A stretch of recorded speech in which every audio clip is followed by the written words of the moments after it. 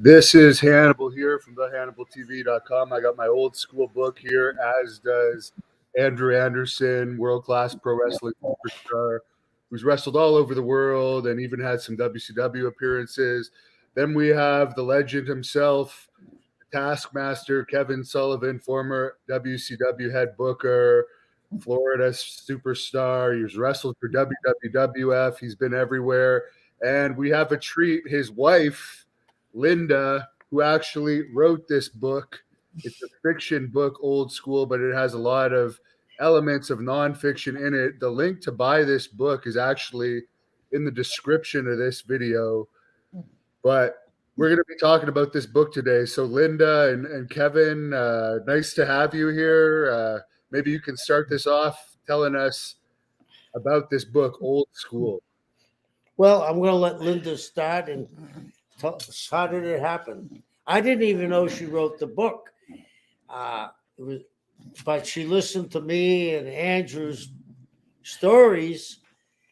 And to me, Andrew, would you say that you compare it to The Sopranos meet wrestling? It is 100% The Sopranos meet wrestling. It's stories taken, it seems like, right out of the movie of Mario Puzo's The Godfather, mixed in with a little bit of old school promoting, old school wrestling. And I like to say, every time I talk to Linda, I like to say this: the names have been changed to protect the people involved. It's a fiction, and yet it's based in fact. It's based in truth. It's based in myth, mystery. But the most important thing is that it's based on fact. And the way Linda has described this to me, Linda, now you tell me if I'm off a little bit, but you were with Kevin. How many years have you been with Kevin? Since the 90s, so 4 decades. Yep, you've been with Kevin for a long time, and listening to the wrestling stories over and over and over prompted me to document it and write something. Because as a wife, I saw what wrestling did too. It would chew these guys up and spit them out when it was done with them. So what I wanted to do was go back and do a historical fiction on it to bring back what wrestling aficionados enjoy reading about too. And hearing the stories from you and from Kevin and all the other guys in the business over the last 4 decades, I had a lot of material. And so is there one character that's based on a real person? No, they're all a conglomeration of amalgams of different characters. Exactly. Well, I read into the book. I thought a lot, and as I'm going through the book right now, I read the rough draft of this when you sent it to me initially. Yeah. I caught a lot of, let me put it this way, I caught a lot of Vince McMahon Sr., Fritz von Erich, Paul Bosch. And all rolled into one character too, by the way. I mean, it was rolled into one character and multi-character. Everyone from... There's a Sheik in there too, by the way, for all the Sheik fans out there. There's a Sheik character. But he's a conglomeration of all the different Sheiks. But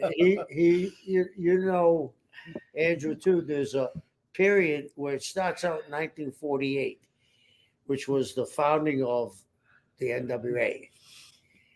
And it wasn't by mistake. But it was also with the advent of television, too. Yeah, but it wasn't a mistake when the NWA was founded, that they founded it in port cities. And, let's go back to that time of America. The port docks were controlled. They were all controlled by the mob. They were all controlled. Yep. Boston, New York, Newark, Miami, all the port cities up in Maine, and even then you go to the east, you go to the west coast, Portland. All those cities all controlled by areas. San Francisco, all controlled by different areas. Now in San Francisco, you had LaBelle, and who else running that area over there? You had, that was in LA. That was Gene LaBelle, Mike LaBelle. And then there was Roy Shire. There was Malkovich before Shires. Mm-hmm. But the thing was, even for them. People don't understand how strong the original promoter, Paul Bowser from Boston, was. He was Vince Sr.'s partner in some stuff. But he is champion. He was an NWA member, but he had a special dispensation to use the original AWA champion. He made that champion. And his territory, think about this, 1940s. His territory reached from Toronto, Montreal, all of New England, to Ohio with Aft, also in New York with Vince. He owned part of Chicago. He owned Frisco. He owned part of LA. I mean, think about that. That time, the guys that were working for him were traveling in between Montreal to all the way to Frisco. To me, that's amazing that he had that much power. It was sort of like when Attila the Hun ran all of. If you really compare it, it was conquering. They conquered. Yeah. They had monopolizing maybe too, huh? I couldn't hear you. Monopolizing, yes, monopolizing. That's not really else too over there. So because later on in the 50s, Jim Barnett's partner Johnny Doyle sued the NWA in the feds got involved in it. He sued the NWA as a monopoly. And that's why people don't understand the history, Andrew. That's why they incorporated two other champions, the WWF champion, AWA, and Vern's champion. Because the heat was on them. And the only thing that saved them was they had a friend in Congress, and he was from Ohio. Salt Estes, I believe. And he was the one that manipulated for the government to drop the case of monopoly. Sherman Antitrust Act. That's what they were going on. Yeah. That's what I remember that from my marketing classes in St. Peter's University years ago. I don't know. That's the dog, by the way, that took Kevin down last year, and he was walking with a cane for a couple of weeks. Yeah, she gave me a tackle in my knee. She's an Irish pit, and she's a real personality. She's outside now. So was that your first book, Linda? Like, what made you decide to actually write it? Series, and as you can see with Andrew and Kevin talking, I mean, it's a treasure trove of information. I didn't have to do a tremendous amount of research because I'm living with the walking encyclopedia right here. Britannica. So it made it easy, but this is a series. It's going to continue. There's 3 volumes that are sketched out, and I'm hoping that the fans can take a peek, and I'm excited about it. I'm excited about starting the second one. The second one's actually got a lot funnier ribs in it, and there's ring rat stories in there too, which I found funny considering you're the one that wrote it. Those were some of my favorite parts of the book. I'm sure they were. And the other thing, Hannibal, what you like is at one time Linda was the strongest woman in the world. No. Yeah, she could sit down and do shoulder presses with dumbbells with 85 pounds in each hand. So, and she's an artist. She sold her paintings and she made jewelry. So this was an extension of her. Yeah. Different medium, words. There's also some drug stories in this book as well, which I don't know. Some of these stories sound a lot like the stories people tell me in shoot interviews, but for some of these drug stories and the ring rat stuff, are they based on stories that you've heard from Kevin and other wrestlers? Well, what do you think? Absolutely. Yeah. They're pretty real, aren't they? You can't make up stuff. Yeah, I've heard that. Yeah. you can't make that kind of stuff up because that's the kind of life that was led at the time. And you know, I mean, it seems like a thing of the past now, but a lot of the boys unfortunately still live this kind of life. You know. Well, and one of the things that I did when I sketched out volume 1, 2, and 3 was the drugs did change. Mm-hmm. So the difference between the first book and the second book, you're going to see the drug use change to a different kind of. It's going to elevate differently. A lot of things change, even within that one decade. So, and you know, both of you has been around long enough. I look at sometimes old tapes and interviews, and I say, how did they get away with that, right? Piper painting himself against Bad News Allen. Black, yeah, half white. And then, you know, interviews that people were made. I just can't, you know, we've come a long way. We've come a long way. Well, the best is when you see some of the interviews, you know, the guys, you know them personally, and you know they're sky high. Oh, there's the best interview. There's some interviews where I like watching with Gene Oakland, which I'm not going to name names, but huge stars, and their eyes are glowing. They look like Superman with X-ray vision. You know, and making no sense at all on the interview. Oh my God, it was always the way. I remember Jimmy Snuka used to tell me about the promo he used to cut, and he would say, he goes, brother, I did a line in the bathroom. I came out, I did the promo. He goes, then I went back in, I did 4 more lines. Yeah. Those are the stories I hear all the time. Yeah, that was the way everybody did it back then. I mean, it was just I let some of my best promos came when I was half out there in the year too. Kevin knows that. And the other thing, Andrew, Hannibal, you got to remember, back in the day, we were on the road 360 days a year, catching, running around. I compare it to, we were on a phonograph and it just kept on turning and turning and turning. And we didn't even have chance to slow down, because if you stepped off the phonograph, you wouldn't want to get back on again. So it's I mean, and I think that in this first book, Wrestling Old School, you can see how it morphed from the 50s to the 60s to, there was always drug use in wrestling, but from the 50s, the 60s, and 70s, it started a snowball. Yeah. When did people start becoming more like, I wouldn't say alcoholics, but for a period, it seems like it was very common for wrestlers to drink, maybe in the 70s and 80s, but I'm not sure exactly when that started. Actually, it started really early in the 50s, and it goes back to Hannibal. I'm not sure if you're aware of this, even though you're a wrestling historian. You know, the wrestling from Chicago, which was a big city, it was probably the wrestling city in the United States. When they lost their TV, Vince Sr. sent his tapes. This is the first, in my knowledge, of syndication.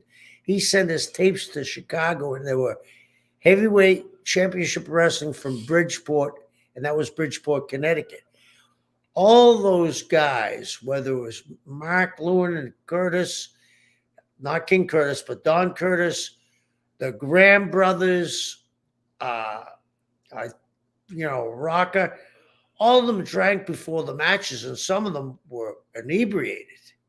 I mean, Eddie used to tell me that, you know, that's why he stopped drinking. He was out of his mind with alcohol. But back in those days, they were still going from New York. Vince and Bowser had Toronto and Montreal. Then Vince got involved in Chicago. So those guys were moving all over the country. And occasionally, you know, Vince would send them out. And the crazy thing was, during that era, there was like local territories, and they would bring in Vince's guys, and they would put that little blurb on their posters saying, TV star, like under Rocca or under Rogers. And it was like back in the day when Jim Barnett had Atlanta TV. I mean, those guys were getting booked out because they were seen all over the nation. Yep. Now, I remember many a road trip with everyone, including you, where the backseat was filled with cans of Budweiser.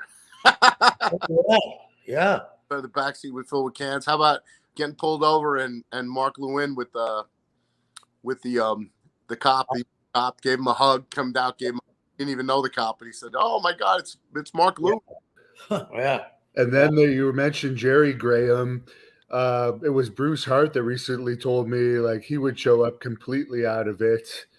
Yeah. And I guess the promoters just overlooked it in those days. They didn't really care. You know, it goes back to Hannibal. What I think is, and see if you two agree. You ever see the series Mad Men? Yeah. A guy walks in the guy's office and they're having a cocktail at 10 o'clock. Yeah. Then they're going out to lunch and they're having a 3 martini lunch. I mean, they had a buzz on all day. They were drinking all day in the 50s and 60s. And smoking cigarettes constantly. So, I mean, cigarette smoke. I mean, it changed. I think the alcoholism and I think a lot in cases of cigarettes and stuff like that, everything has changed a lot too. You know, I mean, you watch the old Twilight Zones, everybody's smoking. You know? Everybody smoked, and you know it's crazy.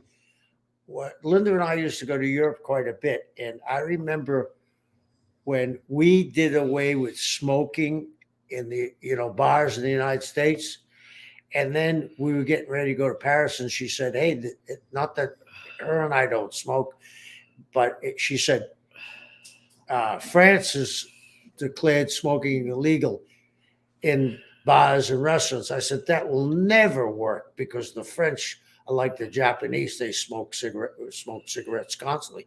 We got over there, nobody was smoking. So it really has changed. Like you said, if you watch those old movies, everybody smoked.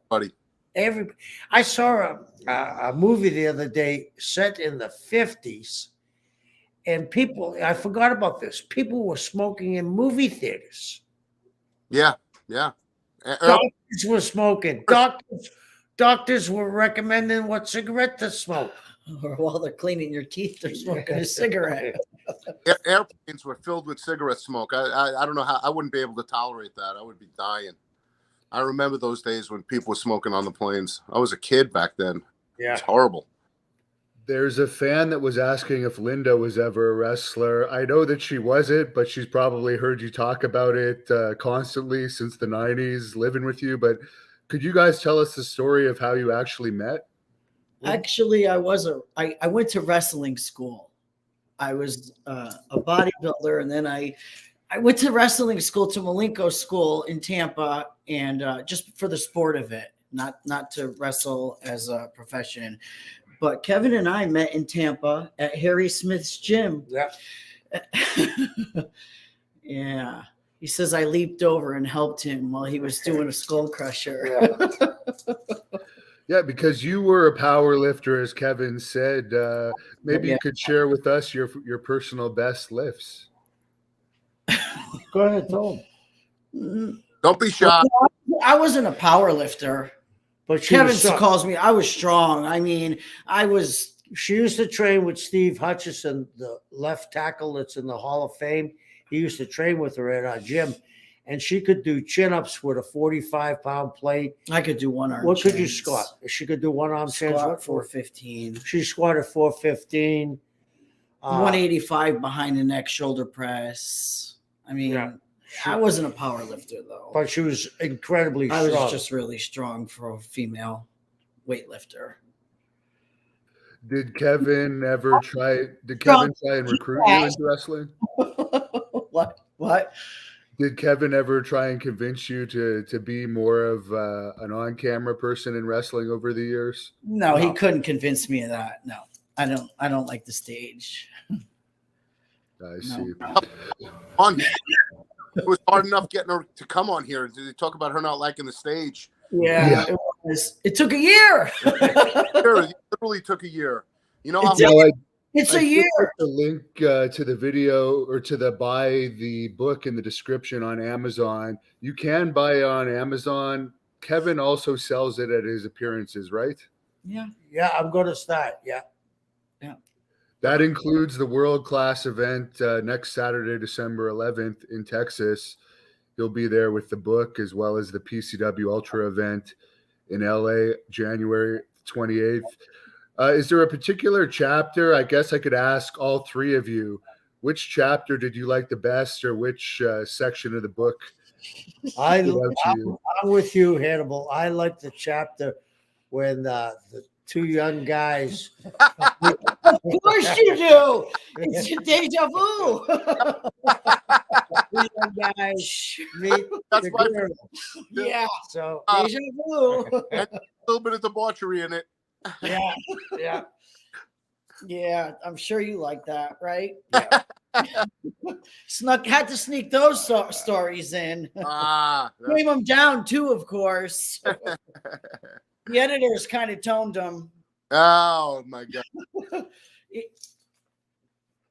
What about you, Andrew? That was my favorite chapter. Right? Yeah. Obviously, it was Hannibal's too. We think alike. Yeah. Yeah. Well, we'll be seeing you'll be filming there in World Class Hannibal. Yeah. Andrew is gonna be there as the Purple Haze, so we're gonna have a great time to be able to see one another. And also the Blood Hunters there. Yeah, you're managing both the Blood Hunter and the Purple Haze. Blood Hunter's wrestling Carlito. Purple Haze, who are you wrestling, Andrew, on that event? A guy named Tego. Okay. You know, I don't know him. I don't know of him, but I've looked him up, Andrew. I've looked him up. He's a very good wrestler, and but I think with your power and strength, he won't be a problem for you. Yeah, I'm just gonna beat him up.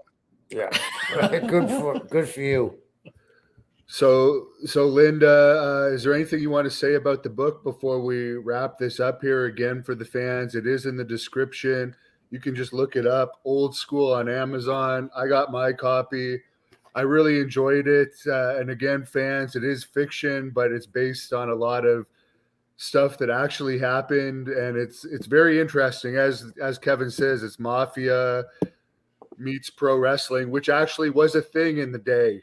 Definitely in the Montreal territory as well as others. Oh yeah, it sure was. You know, going back, I know you're a big historian on Canadian wrestling, but Eddie Quinn, who ran Montreal, was sent there by Paul Bowser, and Eddie Quinn owned all kinds of cabarets in Montreal, and it was her name Lily St. Cyr, the famous dancer up there he had an affair with, but Eddie Quinn was deeply controlled by the mafia. I think the next step in the evolution of this book and this book series of books is the fact that Linda and I are both going to be shopping around to try to get this to be written screenplay, which actually Linda did write it as a screenplay, but we'll try to shop this around to Netflix or and see if we can possibly try to really get this made into a series. I can't see this being made into a movie. I can see it being made more into a series. Yeah. I just want to say that it was very liberating writing it, and I enjoyed researching it, and I hope the fans enjoy reading as much as I thoroughly enjoyed writing it. It was an educational thing for me. You know, despite living with Kevin and being around these guys, getting back into the history with the hookers and shooters is so fucking amazing.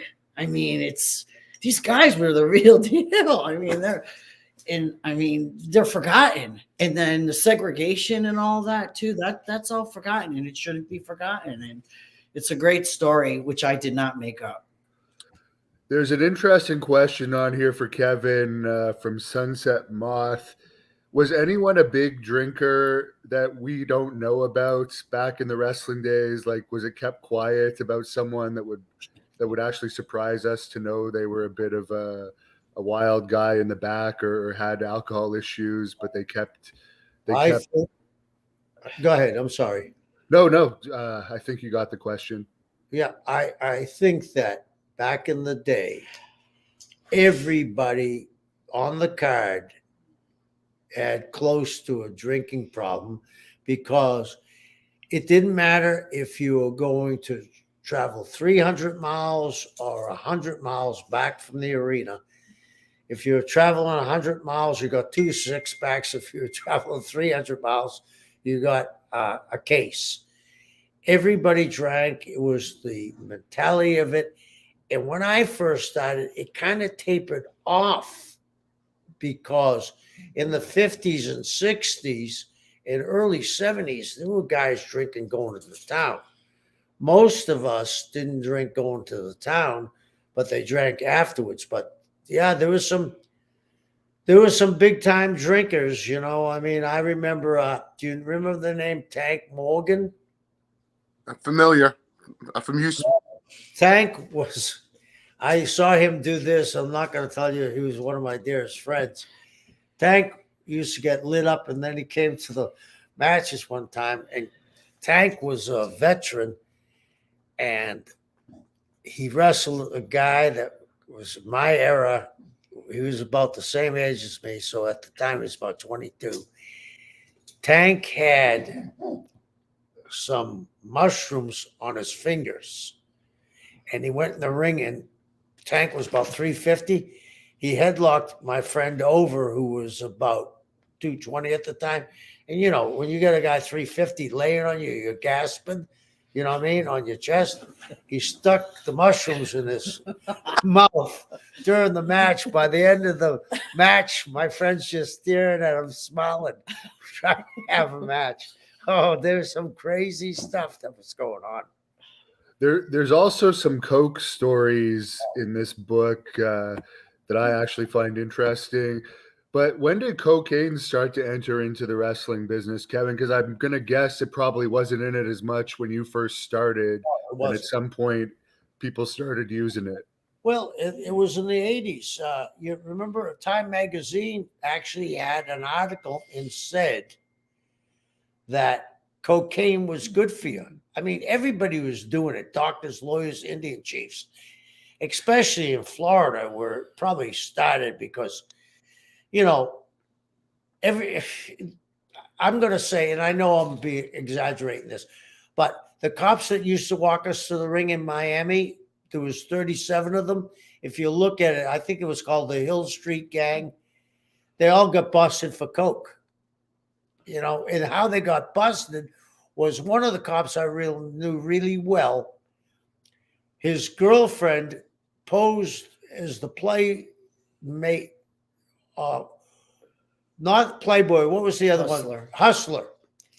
She was the playmate of the middle, and they asked her where she had the greatest sex, and she said, on the beach in my boyfriend's police car with the sirens going after we snorted a bunch of coke.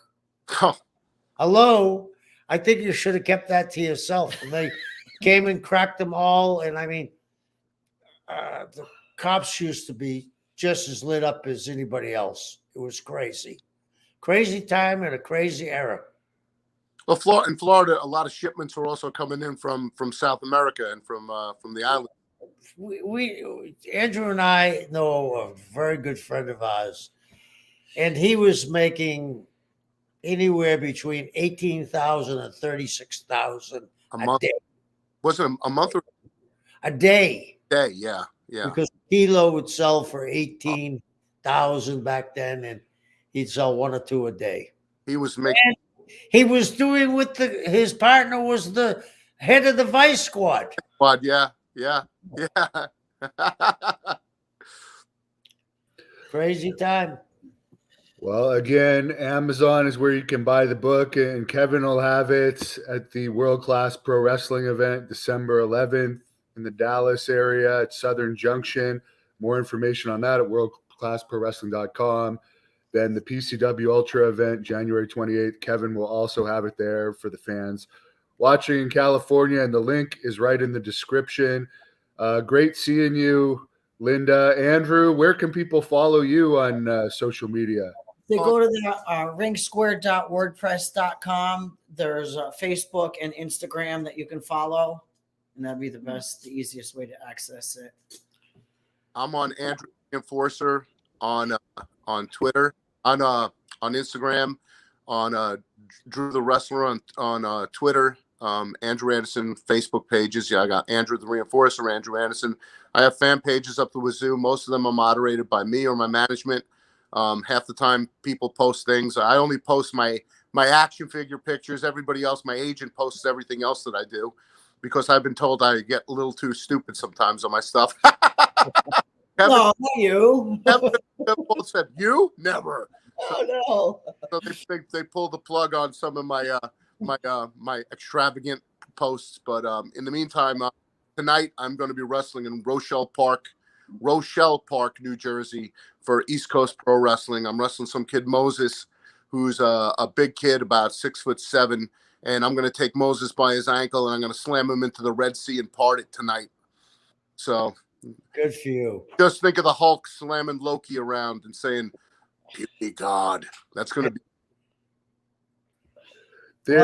The last question I got to ask Kevin, because it's come up a lot, maybe because Andrew's doing the Purple Haze gimmick now, but where did Mark Lewin come up with the Purple Haze gimmick, and did you have anything to do with the origins of that? Dusty and I came up with the name, and I think Dusty said, well, we're going to get a different name for Mark now. And I was a big Jimi Hendrix fan. And when I was younger, I remember I had gone to I saw him play live one time when I was in high school. And I thought, what better than the Purple Haze? Because Mark was, like Andrew, the Purple Haze. Legitimately tough guy too, an extremely strong, amazing athlete, and he's done well for himself. Married into royalty now, for anyone who doesn't know. Yeah. So that's great. I'll let you guys close this off. Linda, I'll let you and Kevin close this off with whatever you want to say about the book. I just want to say thank you guys for having me on, and thank you for sharing all the stories.